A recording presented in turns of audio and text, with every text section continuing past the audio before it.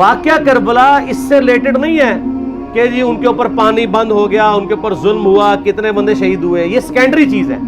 اصل چیز ہے کربلا ہوئی کیوں نبی علیہ السلام کی محنت کو 50 سال کے اندر اس لیول تک پہنچا دیا گیا کہ ہزاروں صحابہ زندہ ہیں اور نبی صلی اللہ علیہ وآلہ وسلم کی پوری اولاد ذبح کر دی جاتی ہے. ہم تو یہ کہہ نہیں رہے کہ کیسے ذبح کیا انہوں نے، آری چلائی تھی یا تلوار چلائی تھی. یہ تو واقعہ کربلا تو سب کو پتہ ہے، ان کی شہادت بھی سب کو پتہ ہے. جامعہ ترمذی میں حدیث ہے حسن و حسین جنتی نوجوانوں کے سردار ہیں اور ان کی والدہ جو ہے وہ جنتی عورتوں کی سردار ہیں. اور المستدرک الحاکم میں حدیث ہے حسن و حسین جنتی نوجوانوں کے سردار ہیں اور ان کے والد ان سے بھی بہتر ہیں. تو یہ تو ڈیفینٹ حدیثیں ہیں، یہ تاریخ تو نہیں ہے، نبی علیہ السلام کے فرامین ہیں. تو ان کی موجودگی میں ان کے ساتھ یہ کچھ کیا جائے تو ہم نٹی گریٹیز میں نہیں پڑھتے، ہم اس تھیم کے اوپر کہ یہ کون سی چیز تھی جس نے خلافت راشدہ کو ملوکیت میں بدل دیا، ہم اس تھیم کے اوپر بات کرتے ہیں. ہم کہتے ہیں چھوڑ دیں، بندے ہندے چھوڑیں. الٹیمیٹلی کیا نکلا ہے، کس کی وجہ سے ہوا ہے، وہ تو احادیث کی کتابوں میں موجود ہے.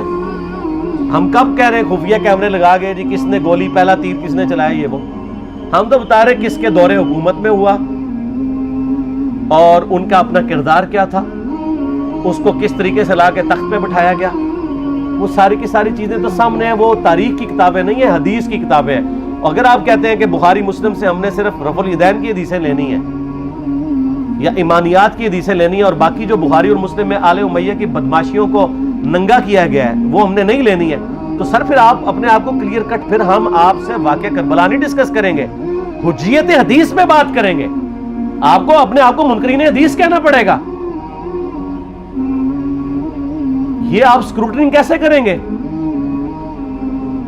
اس سے بڑی بات مجھے یہ بتائیں کہ عظمت صحابہ بڑی چیز ہے یا عظمت محمد رسول اللہ صلی اللہ علیہ وآلہ وسلم؟ تو بریلوی یہی تو رونا رو رہے ہیں. وہ کہہ رہے ہیں جی قرآن میں تھوڑی آیات ہیں، آپ پھر مڑ مڑ کے پڑھتے ہیں قل انما انا بشر مثلکم، اس میں تو نبی علیہ السلام کی تنقیص ہو رہی ہے.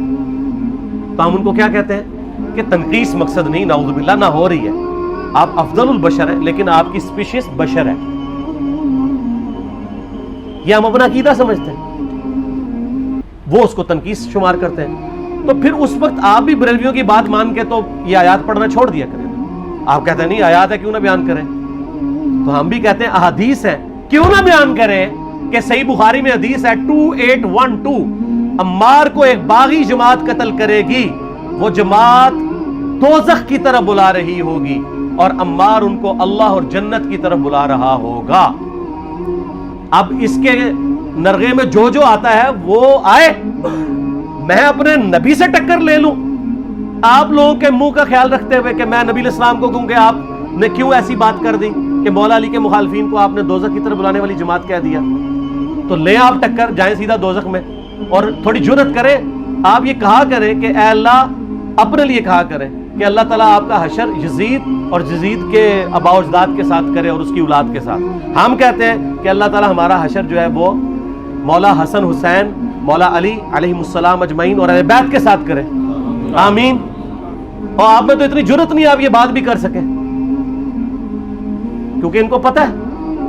تو نبی علیہ السلام کی احادیث کو بیان کرنے کو یہ سمجھتے ہیں کہ جی اس سے مصیبت کھڑی ہو جائے گی تو اپنے آپ کو منکرین حدیث ڈکلیئر کریں. پھر حجیت حدیث کا مقدمہ ڈسکس ہوگا، پھر کربلا نہیں ڈسکس ہوگی. اور یہ ٹی وی پہ بھی آ کے مولوی بیٹھے ہوتے ہیں، سنیوں کے بھی شیعوں کے بھی، مڑ مڑ کے جی وہ یزید نے یہ کر دیا. وہ یزید نے کیا کیا ہے یار؟ وہ تو سسٹم کا نمائندہ بن کے آیا جو پیچھے سے خراب تھا. یزید کو لے کے بیٹھے ہیں، یزید یزید یزید یزید. بھائی پیچھے سے معاملہ خراب ہوا. اگر نہیں یقین آتا تو یہ بخاری مسلم کی میں نے آلموسٹ 200 سے زیادہ احادیث مین اسٹریم کی کتابوں سے اکثر بخاری مسلم سے جمع کیے، پڑھے. اور سر میں نے تو ان کو چیلنج دیا ہے یہ حدیثیں پڑھ کے نا اپنے ممبروں سے صرف ان حدیثوں کی تشریح اپنی پبلک کے سامنے کر دیں. نہیں کر سکتے تو پھر لعنت کے مستحق تو ہو رہے ہیں حق چھپا کے، اور قیامت الدین کے منہ پہ لگام ڈالیے. اور پھر مڑ مڑ کے کہتے ہیں نہیں جی وہ کچھ چیزیں خاص ہوتی ہیں وہ عوام الناس کے سامنے نہیں کرنی چاہیے. وہ صحابہ کرام بھی بعض کا ایسی باتیں پبلکلی نہیں کرتے تھے. میں نے اس کے اوپر بڑا ایک میرا کلپ ہے یوٹیوب پہ، مولا علی سے متعلق 5 جھوٹ. تو میں نے کافی ساری چیزیں اس میں ڈسکس کی ہیں. لیکن میں یہ کہتا ہوں کہ اللہ کے بندو جو چیزیں نبی علیہ السلام نے منع کی ہیں بیان کرنے سے وہ تو ہم ڈسکس کر بھی نہیں رہے. میں نے آج تک آپ کو منافقین کے نام بتائے؟ آپ نے حذیفہ ابن یمان کو بتائے تھے نا آپ صلی اللہ علیہ وسلم نے, صحیح بخاری میں آتا ہے. تو میں نے آپ کو بتائے, آپ رازدار رسول تھے, وہ ختم ہوگی بات. میں نے کبھی ڈسکس کی ہے؟ اگرچہ میں نے صحیح مسلم کی حدیث 7035 نمبر ڈسکس کی ہے کہ نبی علیہ السلام نے فرمایا میرے صحابہ میں 12 منافق ہیں, وہ کبھی بھی جنت میں داخل نہیں ہوں گے یہاں تک کہ سوئی کی ناکے سے اونٹ نہ گزر جائے, اور ان میں سے 8 ایسے ہیں جس کی کمر پہ دوبیلا پھوڑا نکلے گا. میں نے آج تک آپ کو بتایا کہ کس کس کی کمر پہ دوبیلا پھوڑا نکلا اور اس کی موت اسی پھوڑے میں ہوئی ہے؟ بتایا؟ تو میں تو وہ چیزیں ڈسکس بھی نہیں کر رہا, میں وہ چیزیں ڈسکس کر رہا ہوں جو نبی علیہ السلام نے علامات النبوہ میں بتائی ہیں.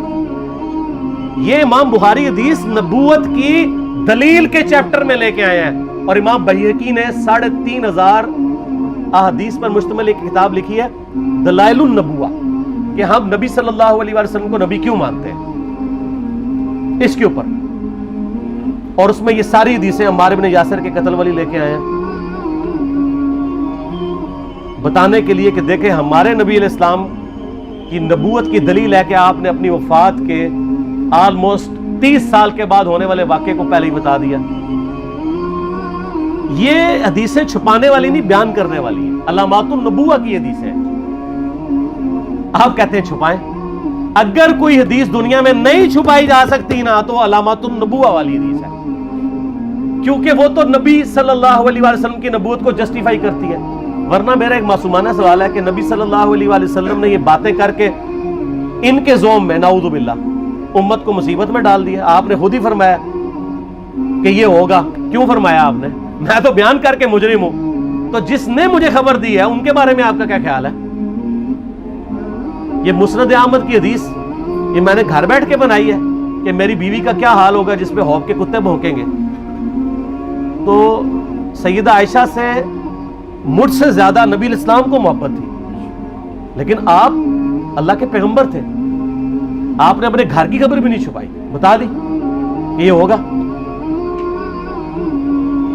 اور اس سے بڑھ کے آپ صحیح بخاری میں دیکھیں عمار ابن یاسر کا خطبہ ہے. میں نے یہ سارا, پریشان نہیں ہونا, یہ ریسرچ پیپر میں سارا کچھ موجود ہے اور کوئی چیز بھی ایسی نہیں جو اس میں سکپ ہو. صحیح بخاری میں خطبہ ہے کہ عمار ابن یاسر کو مولا علی نے بھیجا کوفے میں.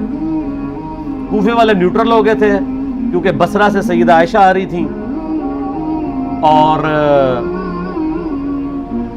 وہاں پہ انہوں نے کہا نہ ہم سیدہ عائشہ کا ساتھ دیں گے نہ مولا علی کا دیں گے. تو عمار ابن یاسر کو تیار کرنے کے لیے, یعنی وہاں کے جو عوام تھی اس قتال کے لیے, مولا علی نے بھیجا.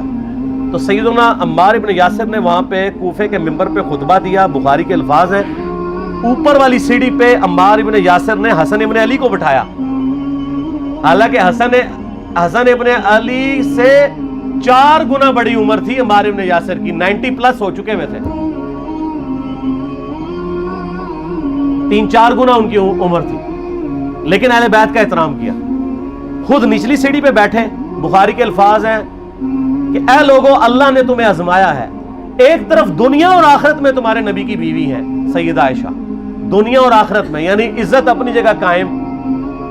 یہاں لوگ سمجھتے ہیں کسی کی غلطی آ گئی تو پتہ نہیں کیا ہو گیا, وہ یار اس کا مرتبہ اپنی جگہ ہے, غلطی اپنی جگہ ہے, پیغمبر نہیں ہے وہ. اور دوسری طرف علی ابن ابی طالب ہے. اللہ اب دیکھے گا تم عائشہ کی اطاعت کرتے ہو یا اللہ کی, علی کی نہیں اللہ کی. کیوں؟ یا ایھا الذین آمنوا اطیعوا اللہ واطیعوا الرسول واولی الامر منکم. ان کا اولو الامر مولا علی ہیں, ان کی اطاعت واجب ہے. یہ اللہ نے آزمایا ہے کہ اللہ کی اطاعت کرتے ہو یا عائشہ کی. اور آپ حیران ہوں گے یہ حدیث امام بخاری حضرت عائشہ کی فضیلت والے چیپٹر میں لے کے آئے ہیں. اگر امام بخاری مشورہ کر لیتے نا ناسبیوں سے تو انہوں نے کہا تھا سر آخری صحیح رکھو, پچھلے والا رہن دو, بلکہ پچھلے والا رکھو آخری والا رہن دو, کہ عائشہ دنیا اور آخرت میں. وہ حدیث گھڑنے کا میں آپ کو طریقہ بتاتا ہوں, کاٹ چھانٹ کرنے کا.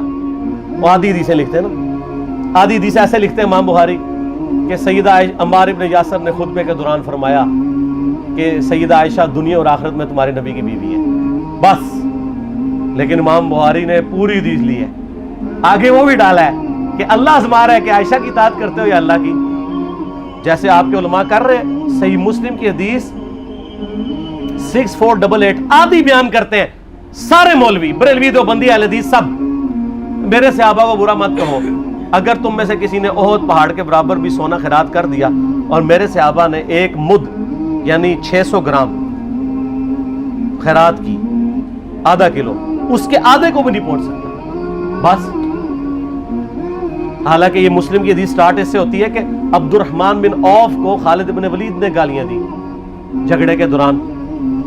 حالانکہ دونوں مسلمان تھے، دونوں صحابی تھے. آپ نے حضرت خالد بن ولید کو بلا کے ڈانٹا، فرمایا تم میرے صحابہ کو برا مت کہو.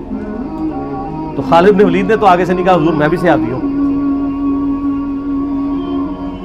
ان کو پتا تھا کہ عبد الرحمن بن عوف نے اس وقت اسلام قبول کیا جب اسلام کا مطلب تھا مار، تکلیف اٹھانا، اور خالد بن ولید نے گولڈن پیریڈ میں صلح حدیبیہ کے بعد اسلام قبول کیا. میں اب تم لوگ یہ کر رہے ہو، تم لوگ اگر احد پہاڑ کے برابر بھی سونا خیرات کر دو، یعنی صلح حدیبیہ کے بعد والے لوگ میرے ان کے برابر نہیں ہو سکتے. اور جو فتح مکہ پہ معافی مانگ کے مسلمان ہوئے ہیں طلقاء، مؤلفۃ القلوب آل امیہ، ان کا تو لیول ہی کچھ نہیں ہے. یہاں تو خالد بن ولید کے بارے میں بات کی جا رہی ہے. اور پھر وہ مؤلفۃ القلوب اپنے زمانے میں ممبروں پہ سب و شتم کروائیں سیدنا علی پر. تو سب سے پہلے تو ان کو کہنا چاہیے جن کے بارے میں حدیث تھی کہ تم صحابہ کو گالی مت دینا. ہم نے تو خیر کبھی دی بھی نہیں ہے. اور میں یہ آخری جملہ ان کو ایسا بولتا ہوں کہ جو ان کے دماغ تک ڈرل کر جائے گا کہ آل امیہ نے جو کچھ اپنے دور کے اندر سیدنا علی کی گستاخیاں کی ہیں نا، ہم نے تو ویسی کوئی ایک گستاخی بھی آل امیہ کے بارے میں نہیں کی ہے.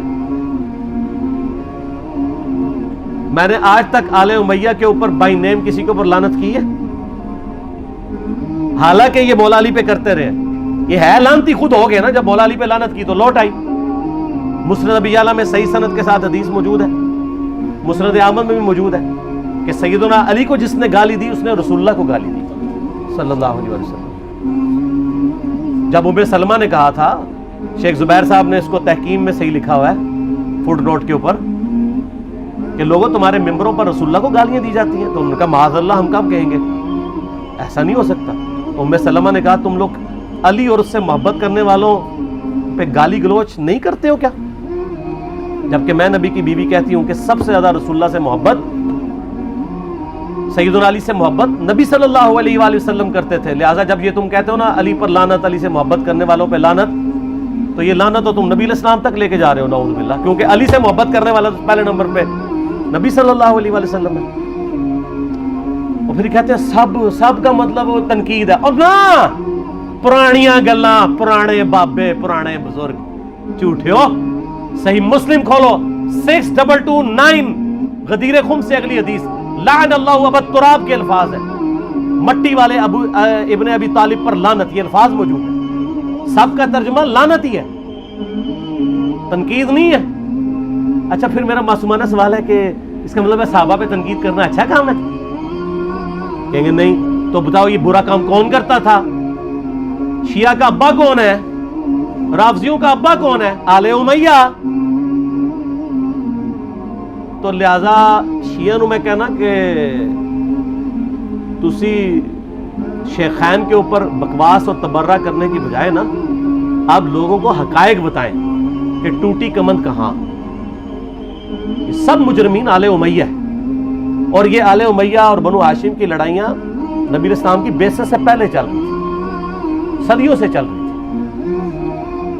وہ تو پھر اللہ نے بنو ہاشم کو نبوت کے لیے چنا تو ان کو یہ پھر جیلسی ہضم نہیں ہوئی، وہ چیز آگے چلتی تھی. خیر چھوڑ دیں، ایک تلخ ٹاپک ہے.